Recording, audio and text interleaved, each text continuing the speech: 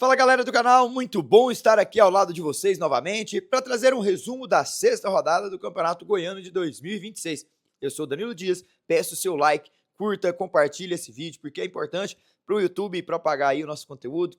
Paramos aqui para fazer esse vídeo sobre o que eu vi da sexta rodada. Sexta rodada com 13 gols marcados, a segunda pior média de gols, né? Só perde para a primeira rodada, onde tivemos 12 gols na abertura do Goianão, depois tivemos 13 gols nessa rodada. A rodada com o maior número de gols foi na quinta, com 18 gols marcados, mas até o momento, em 36 jogos, temos 86 gols marcados. O Goianão desse ano está pelo menos balançando muito a rede aí, tirando a primeira rodada, que foi 12 gols, o resto tudo acima dos 13, 15, 18 gols aí nas rodadas.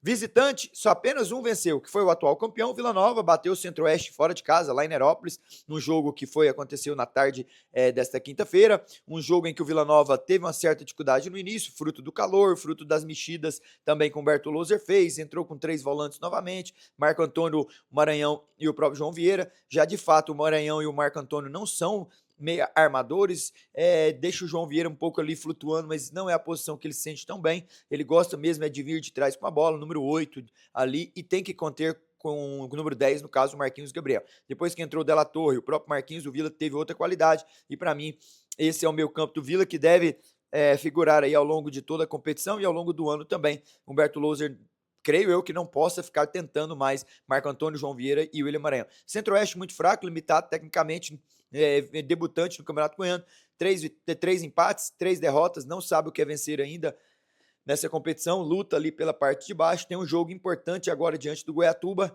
para tentar vencer e se manter aí de fato nessa primeira divisão. É um divisor de águas, vai ser um jogo de 6 pontos, então eu vejo que aí o Centro-Oeste tem essa possibilidade. O Goiás venceu a ABCAT por 1-0, atingindo a vice-liderança. O equilíbrio defesa-ataque ainda está muito assente ali nesse time Daniel Paulista, o time que fez 12 gols até o momento e sofreu apenas um saldo de 11 gols positivos. No Anselmo Ramon passou em branco, o Jajá também, Pedrinho entrou na partida, até teve uma oportunidade, mas o Goiás de fato teve dificuldade, encontrou um time bem compacto, um time que sabe se defender. Bruno Pianisola, o goleiro bom desse time experiente da ABCAT, tem 2 gols sofridos, é a segunda melhor defesa do campeonato Goiano 2026, só perde nesse quesito para o Goiás. Então eu vi que tem uma certa dificuldade, mas cumpriu, é o único invicto da competição. Vai agora para a 7ª rodada enfrentar o seu maior rival, que já não vence há 3 anos, né? O Goiás não bate o Vila Nova já desde 29 de janeiro de 2023. Então é um jogo chave da 7ª rodada.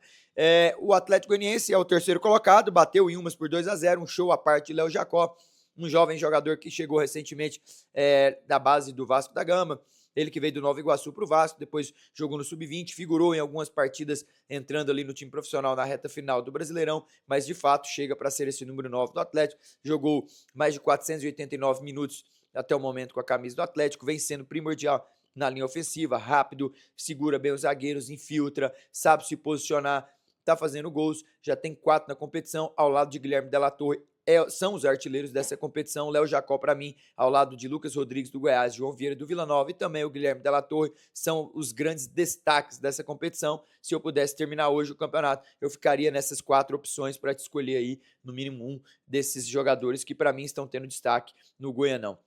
Atlético vence, chega à 3ª posição, não toma gols, que é um detalhe importante, faz 4 gols em 2 jogos, vence o Vila Nova por 2-1, ganha em Umas 2-0, tem mais um jogo diante do Craque agora de Catalão na sua casa para tentar vencer e contar com um empate ou a vitória de algum dos 2 times no clássico e vai ganhar uma posição aí certamente, caso ele triunfe diante do Craque, vai ficar ali em segundo ou em primeiro lugar, depende da combinação de resultados também de saldo de gols que ele possa tirar aí em relação ao Vila Nova. A verdade é que os 3 times da capital separados por 1 ponto, o Vila 16, o Goiás, o Vila 15, o Goiás 14 e o Atlético 13, então são muito próximos, os times estão muito iguais, um começo de temporada muito interessante, um equilíbrio gigantesco no Campeonato Goiano de 2026 e penso que esses 3 times estarão nas semifinais e os outros 2 que vão brigar ali por uma posição entre os 4 melhores, para mim vai ser Jataiense e a ABCAT, um desses 2 times vai estar entre os 4 melhores e de resto está feito o campeonato, já está bem desenhado para mim